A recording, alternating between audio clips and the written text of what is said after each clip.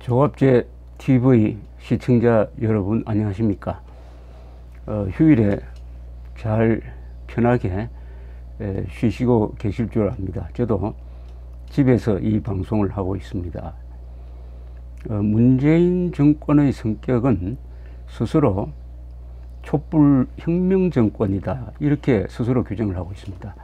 저는 좌파 운동권 정권이다, 이렇게 정의를 합니다. 여기서 좌파라는 의미는 여러 가지 뜻이 있겠지만, 핵심은 이 세상을 계급투쟁론적 시각으로, 계급투쟁론적 세계관으로, 계급투쟁론적 국가관으로, 계급투쟁론적 가치관으로 바라보는 사람들이 뭉쳐서 권력을 잡았다, 그런 의미입니다. 이 계급투쟁론적 가치관의 핵심이 있습니다. 그것은 국가의 정당성이나 정통성을 부정합니다. 국가가 상징하는 역사, 전통, 미풍양속, 그 다음에 법, 헌법 포함해서, 그리고 과학, 기술, 국민 주권주의, 이런 것을 부정하고 노동자, 농민 또는 민중 또는 진보 세력, 자칭 진보 세력이 권력을 잡고 1대 99란 말이 상징하듯이 기업인들, 군인들, 그들이 말하는 소위 기득권 세력을 약화 또는 배제시키고 민중이 주도해야 된다. 소위 민중민주주의, 민중이 주도하는 게 진정한 민주주의다. 프롤레타리아가 독재하는 게 진정한 민주주의다. 뭐 비슷한 맥락이죠. 이런 생각을 가진 사람입니다. 사람들을 말합니다. 문재인 정권이 촛불혁명 정권이라고 할 때 그 혁명이 그런 의미의 혁명이라고 한다면은 그것은 대한민국 헌법을 부정하게 됩니다. 정통성과 정체성을 부정하게 됩니다. 그러나 집권한 다음은 사람이 달라지게 되어 있습니다. 비판자의 입장과 어떤 문제를 고민하고 실천하는 입장이 되면 완전히 시각이 달라지는 경우가 많습니다. 그러니 앞으로 문재인 정부는 스스로 혁명 정권이라고 규정을 했지만은 과연 그런 혁명 정권이 될 것인지, 아니면은 지난 70년 동안 우리가 쌓아 올린 이 반공 자유민주주의의 체제에 순화 또는 흡수됨으로써 우리 헌정 질서 안에서 작동하는 그런 정권이 될 것인지 아주 궁금합니다. 국민들이 그 방향으로 가도록 밀어주고 또는 비판하고, 또 문재인 대통령을 비롯해서 정권을 잡은 사람들도 과거를 버리고 새로 정말 그러야말로 새로운 집권 세력으로 거듭 태어나는 그런 모습을 보이기를 기대하면서 오늘 저 이야기를 시작하려고 합니다. 우리나라 70년 역사에서 스스로를 혁명 정권이라고 규정한 경우가 두 번 있습니다. 1961년 박정희, 김종필 두 사람이 주도한 5.16 군사혁명이 첫 번째입니다. 그분들은 군사혁명이라고 그랬습니다. 혁명이라고 그랬어요. 그래서 군사혁명, 쿠데타죠. 쿠데타에 반대한 사람을 오히려 반혁명 세력이라고 규정을 했습니다. 그러니까 혁명의 정당성을 법적인 정당성으로까지 확대시킨 것이죠. 그래서 반혁명 세력을 숙청하고 감옥에 보내기도 했습니다. 반혁명 이꼴 죄로 됐습니다. 사실은 반혁명이 헌법 질서 안에서는 죄가 아니고 애국이죠. 그리고 그 주도 세력은 당시에 30대 후반 40대 초인데 상당히 민족주의적인, 약간 또 좌파적인 생각을 가지고 있었습니다. 그러나 집권을 한 다음에 정책을 펴는 과정에서 벽에 부딪혔습니다. 첫째, 미국의 감시가 있었습니다. 미국은 박정희의 과거 전력을 보고 좌익적 색채가 있는 것이 아니냐 면밀하게 감시를 했습니다. 결론은 박정희는 반공주의자다. 과거에 남도당과의 연루는 한때의 일이다. 완전히 전향했다. 이렇게 판단을 했습니다. 그 다음에 미국이라는 장벽에 부딪혀서 반미로 나갈 수가 없었습니다. 민족주의, 나셀 같은 민족주의적 노선으로 가는데 한계가 있다는 것을 금방 알았습니다. 그리고 반공을 하는 입장에서 반미는 불가능하다는 것을 금방 알았습니다. 그러나 주체성을 친미 사대주의로 가서는 안 된다. 친미 자주 노선을 가야 된다는 생각은 줄곧 있었고, 그것이 박정희 정부의 기조였습니다. 1979년 11.6까지 계속되는. 다음에 경제정책에서 벽에 부딪혔습니다. 국민들을 먹여 살려야 된다. 가난에서 벗어나야 된다는 생각은 같았지만 그 방법론에서 5.16 군사혁명 주체 세력은 민족 자본을 발전시킨다. 그러니까 수입 대체 전략을 쓴다. 이런 소극적 전략을 가지고 있었습니다. 그런데 민족 자본을 동원하기 위해서 1962년에 화폐 개혁을 해봤더니 민족 자본이 축적이 거의 안 되어 있다는 것을 알게 되었습니다. 그렇다면 어떻게 해야 되느냐? 개방 정책으로 가는 수밖에 없다. 외자를 과감하게 도입해야 된다는 쪽으로 노선 수정을 합니다. 그리고 대기업, 기업인들에 대한 부정적 생각을 가지고 있었던 것도 사실입니다. 그래서 기업인들을 부정부패 혐의로 다 잡아 넣었습니다. 일본에 가 있던 삼성그룹 창립자 이병철 씨가 돌아와서 박정희 군사혁명의 지도자인 박정희 장군을 만났습니다. 여기서 두 사람이 아주 깊은 이야기를 합니다. 그 자리에서 이병철 선생이 이렇게 이야기합니다. 우리를 잡아 넣었는데, 기업인을 잡아 넣으면 세금은 누가 내느냐? 우리가 법을 지키려고 해도 도저히 법을 지킬 수 없는 악법 때문에 우리가 부패자로 지금 몰려있다. 기업인을 앞장 세워가지고 경제를 발전시켜야 한다. 이렇게 이야기를 하니까 박정희 장군이, 이분이 실용적인 사람이기 때문에 그 이야기를 듣고 금방 알았습니다. 금방 알았습니다. 그래서 기업인을 밀어주는 사람, 기업인을 잡아넣던 군사혁명 그룹이 기업인을 적극적으로 밀어주는 사람으로 바뀌는 것입니다. 이런 면에서 이분들은 군사혁명이라고 하지만은 그 혁명의 도그마의 포로가 되는 사람이 아니었습니다. 아주 유연한 생각, 잘못한 것은 금방 바꾸는 그런 사람이었습니다. 그런 점에서 약간의 시행착오를 거친 다음에 1962년부터 본격적으로 경제개발계획, 수출 입국 정책, 특히 과학기술자를 적극적으로 지원하는 쪽으로 바뀌게 됨으로써 이 1961년의 군사혁명은 성공한 근대화 혁명으로 자리매김되고, 한국의 민주주의 복지는 박정희 18년 동안 이루어진 경제발전, 그리고 온갖 제도의 확립, 의료보험 포함해서 공무원 지급제도에 의해서 가능했다. 이런 역사적 평가가 가능하게 되었습니다. 성공한 혁명이었습니다. 두 번째로 스스로 혁명 정권이라고 표방한 게 이번 문재인 정부가 두 번째입니다.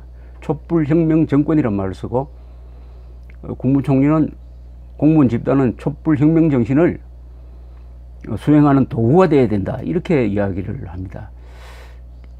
여기서 이분들이 말하는 혁명을 어떤 식으로 해석하느냐 하는 것은 정책을 통해서 확인할 수밖에 없는데, 원전 백지화 정책을 하나의 기준으로 한다면은 이분들이 말하는 혁명은 첫째는 법을 무시하는 것이다. 모든 혁명은 법을 무시한다는 뜻입니다. 혁명 그 자체는 헌법을 부정하는 것이니까. 물론 헌법을 부정하고 정권을 잡은 건 아닙니다. 선거를 통해서 정권을 잡았는데, 선거를 통해서 정권을 잡았으면 혁명이란 말을 쓰지 않아야 되는데, 혁명이라고 하면서 앞으로는 국가 정책을 수행할 때 혁명적으로 한다는 뜻으로 받아들여집니다. 그 표본이 바로 원전 백지화입니다. 이 원전 백지화는 대통령이 절대로 명령할 수가 없습니다. 원자력 산업을 국가의 기간 에너지원으로 결정하고 거기에 맞춰가지고 원자력 발전소를 짓는 이 일련의 과정은 수많은 법에 의해서 가능해졌던 것입니다.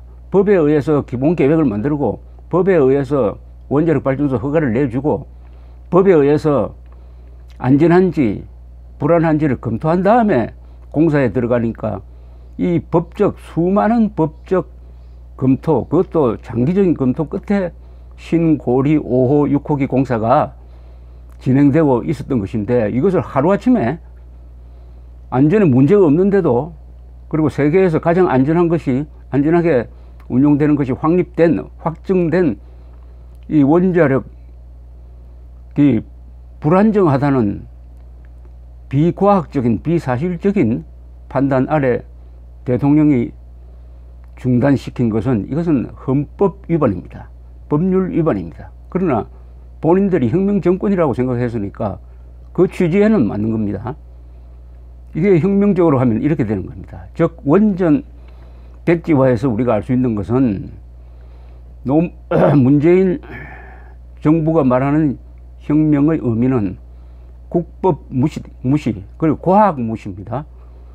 원전이 가장 안전하고, 특히 한국의 원전이 세계에서 가장 안전하다는 것은 과학인데 그것을 무시해 버리는 겁니다.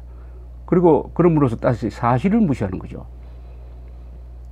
그러니까 문재인 대통령이 말하는 촛불혁명이 바로 국법 무시, 과학 무시, 사실 무시를 의미한다, 이렇게 해석할 수밖에 없게 되는 과정입니다.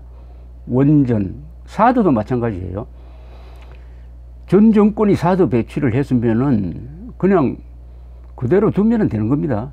그렇게 되면은 중국도 정권이 바뀌었으니까 더 이상 보복을 못할 것인데, 전 정권이 배치한 사드에 대한 추가 배치 문제를 가지고 환경영향 평가를 해야 되겠다 해가지고 그 1년 동안 늦추는 조치를 대통령이 취했습니다.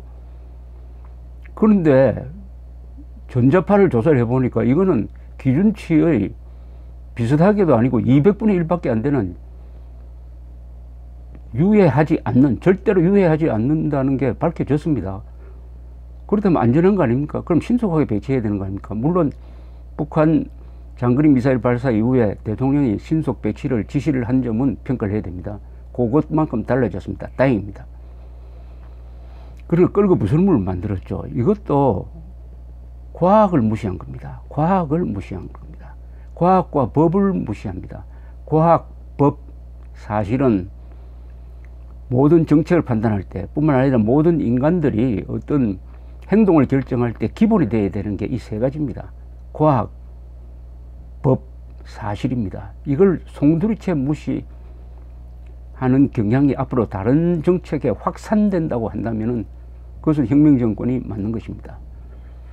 자, 그런데 그러면 혁명이 성공할 수 있느냐? 그것은 혁명 주체 세력이 누구냐에 따라서 달려 있습니다. 5.16 군사혁명을 주도한 사람들은 장교단이었습니다. 30대 후반, 40대 초반의 아주 원기왕성한, 그리고 개혁 정신이 있는, 그리고 외국물을 먹은 사람들이 많은, 당시에 한국의 장교단은 미국 등 외국에 유학을 많이 갔습니다. 장교단이 6만 명인데 그 중에 한 10%가 미국 유학 경험을 가졌는데, 이 비율은 어떤 학자나 외교관의 외국 유학 비율보다 더 높았습니다. 당시에 1961년 현재 한국에서 가장 선진된, 그리고 개혁 마인드가 강한, 무엇보다도 실천력이 있는 집단이 바로 한국 국군의 장교단이었습니다. 이 사람들이 정권을 잡았어요. 그러니까 성공할 수 있었습니다. 한국 사회에서 가장 머리 좋고 개혁 정신이 있고 무엇보다도 문제 해결 능력이 있는 집단이 정권을 잡았으므로 성공할 수 있었습니다. 그러면은 문재인 촛불혁명 정권이 성공할 수 있느냐의 여부는 이 주체 세력이 누구냐는 겁니다. 주체 세력이 누구냐? 주체 세력이 1961년의 한국 장교단처럼 수준이 높으냐? 그렇지 않는 것 같습니다. 왜냐하면은 이 주체 세력이 좌파적 운동권 출신이기 때문입니다. 좌파적 운동권 출신들은 선진 한국을 이끌 만한 자질이 원천적으로 부족합니다. 원천적으로 부족합니다. 그러나 정권을 잡으면 사람들이 다 똑똑해질 가능성이 있습니다. 왜냐하면 많은 정보를 접하게 됩니다. 그리고 머리 좋은 공무원들과 같이 일을 하면서 많은 것을 배우게 됩니다. 그러니까 배울 자세만 되어 있으면 달라집니다. 그런 자세가 있느냐가 문제예요. 그러나 지금부터 제가 말씀드리는 거는 문재인 정부가 실패할 것이라는 결정론적 입장에서 이야기하는 게 아니고, 스스로 달라지지 않으면 잘못을 시행착오를 수정하지 않으면 독선적인 결정론적인 이념적 그 닫혀있는 사고방식에서 벗어나지 않으면 실패할 것이다 하는 그런 전제를 달고 제가 말씀드리는 것입니다. 근데 운동권 인사, 특히 좌파적 운동권 사람들이 선거를 통해서 정권을 잡는 데는 성공합니다. 성공할 수 있어요. 많은 좋은 유리한 점을 갖고 있기 때문입니다. 특히 조직에 강하고 대동단결하고 이념적 일관성이 있고 선전선동에 강하니까 정권을 잡을 수는 있습니다. 또 상당한 국민들을 의식화시키고 때로는 속일 수도 있습니다. 그러나 국정 운영에는 그게 잘 통하지 않습니다. 국정 운영을 하려면 우선 실용적인 생각을 가져야 되고 합리적 생각을 가져야 되고 과학과 사실과 국법을 존중해야 되고 국제적 관계에서 국제관계에서 외교를 잘 해야 되는 것입니다. 왜냐? 이 운동권 체질로 가지고 선거에서 통하던 논리를 가지고 국제사회에 적용하면 되겠습니까? 국제사회는 그래도 이성적으로 돌아갑니다. 국가라는 것은 가장 이성적인 존재입니다. 그럼 막혀버립니다. 안보 문제에 대해서 선거운동 방식으로 접근하면 되겠습니까? 원전 문제에 대해서 선거운동 방식으로 접근하면 되겠습니까? 안 됩니다. 그러니까 경제, 안보, 외교, 국제관계에서는 좌파적 장점이 이게 불리한 점이 되어버린 것입니다. 불리한 점이 됩니다. 첫째, 운동권, 특히 좌파적 운동권을 가진 사람들은 대한민국 역사의 정통성, 대한민국의 정체성, 국가의 정통성, 민족적 정통성, 즉 한국 현대사를 부정적으로 봅니다. 역사에서 배우지 못합니다. 역사에서 배우지 못하는 사람은 큰 실수를 합니다. 외교, 안보에서 실수를 하는 경우가 많습니다. 그리고 경제관이 이 약탈적 경제관입니다.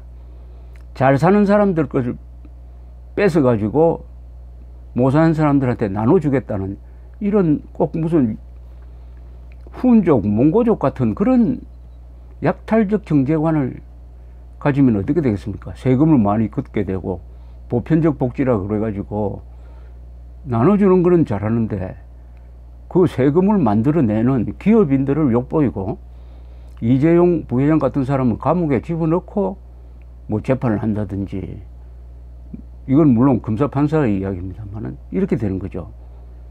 그렇게 되면은 결국 한때는 뭐 인기를 얻겠지만은 종국에 가면은 생산성이 떨어지고 실업률도 높아지고 뭐 그리스꼴이 되는 것입니다. 왜냐? 경제라는 것은 과학 기술이 뒷받침돼야 됩니다. 또 제도가 뒷받침돼야 됩니다. 그런데 운동권은 과학 기술, 국법 이런 것을 부정하니까 경제 발전과는 전혀 맞지 않습니다. 또 필연적으로 국민을 분열시킵니다.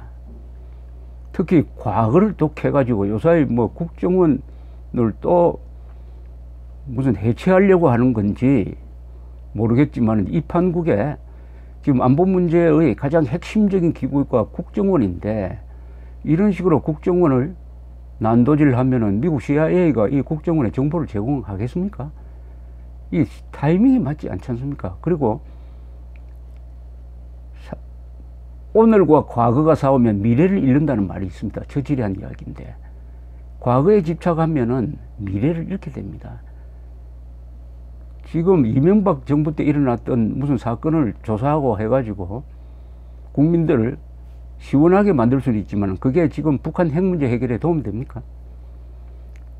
국민 분열시키는 것은 자연히 계급투쟁론적 사고방식이 핵심이 뭐냐 하면은 이 정권을 잡은 사람들, 그 사람들이 보기에 보수적인 사람들, 기업인들, 군인 뭐 이런 사람들을 뭘로 보느냐 하면은 계급투쟁론적 사고방식으로는 경쟁 상대로 보는 게 아니라 적으로 봅니다. 적, 타도 대상으로 보는 것입니다. 그러니까 1대 99란 말이 예사로 나오고 양극화란 말이 과장되게 쓰이고 하는 것이죠. 그러면 반드시 국민 분열이 옵니다. 이건 위기 때, 특히 핵 문제와 같은 위기 때 국민 분열이라는 것은 이것은 아주 심각한 사태를 만들어낼 가능성이 있습니다. 그리고 이 좌파 운동권 사람들은 계급투쟁론적 사고방식에 빠져버리면 도구마를 믿게 되니까 자기가 잘못해도 궤도 수정, 자기 수정 능력이 없어요. 보수는 분열로 망하고 좌파는 자충수로 망한다고 그러는데 스스로 잘못해가지고 망한다는 뜻인데, 왜냐? 이 이념적 독선으로 해서 자기 잘못을 인정하고 고치려는 그런 메커니즘이 이 계급투쟁론적 사회주의적 이런 체제 아래에서는 아예 없는 거예요. 그러니까 소련 공산 제국이 망한 것이 바로 그것 때문입니다. 북한이 망하고 있는 것도 궤도 수정, 자정 능력이 없다, 이렇게 됩니다. 자정 능력이 없는 가장 큰 이유는 무엇이 잘못되면 남 탓합니다. 남 탓. 자기 탓을 해야 반성을 하고 수정안이 나올 텐데 남 탓해버리면은 그것을 끝내버리는 거죠. 자, 이렇게 되면은 결국 정권을 잡은 다음에는 좌파 운동권 정권은 이제 큰 장벽에 봉착하게 됩니다. 그 장벽이라는 것은 사실이라는 장벽, 역사, 사실, 과학, 기술, 법, 그리고 국제관계, 힘, 이런 장벽과 부딪히는 것이죠. 그때는 관념적인 뭐 이론 투쟁으로 돌파할 수가 없게 되는 것입니다. 여기에 선동의 한계가 생기는 것입니다. 이 좌파가 쓰는 방법은 선동과 폭력인데 한국에서는 폭력은 제한적입니다. 그러나 정권을 잡은 다음에는 이 검사, 판사 또는 노조 또는 이 비정부 단체를 어떤 정권의 수단으로 해가지고 합법적 형식의 폭력을 동원할 가능성도 있습니다. 그리고 무엇보다도 언론 자유를 제약할 가능성이 있어요. 문재인 정부가 이런 식으로 가다가 요새 공영방송을 장악하겠다는 취지의 이야기를 많이 하는데, 공영방송을 정상화한다는 이야기지만 그 본질은 장악이라는 의미인데, 이렇게 가면 절대 손을 대서는 안 되는 언론 자유를 제약하게 됩니다. 언론 자유를 제약하면 그것은 독재 정권이라는 뜻입니다.